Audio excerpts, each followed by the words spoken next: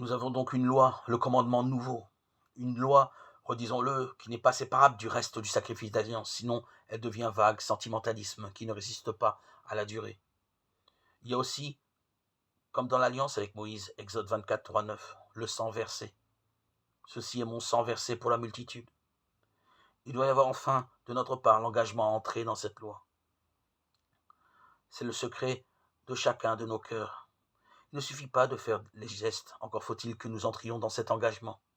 Comme le dit Jésus, je vous donne un commandement, aimez-vous les uns les autres. Oui, comme je vous aime, vous aussi, aimez-vous les uns les autres. C'est cela à quoi nous devons maintenant adhérer. Cette alliance est nouvelle, pour une autre raison encore. Elle accomplit merveilleusement ce que Jérémie avait pressenti et prédit. Chapitre 31, 31, 33. Voici venir des jours où je conclurai avec la maison de Juda et la maison d'Israël une alliance nouvelle. C'est là où nous en sommes aujourd'hui, avec le nouveau et définitif sacrifice d'alliance de Jésus. Non pas comme l'alliance que j'ai conclue avec leur père le jour où je les ai pris par la main pour les faire sortir du pays d'Égypte. Cette alliance, mon alliance, ceux qui l'ont rompue. Alors moi je leur fis sentir ma maîtrise, mais voici l'alliance que je conclurai avec la maison d'Israël.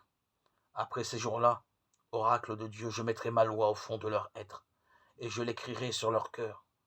Alors je serai leur Dieu, et eux seront mon peuple. Il parle bien sûr du peuple chrétien.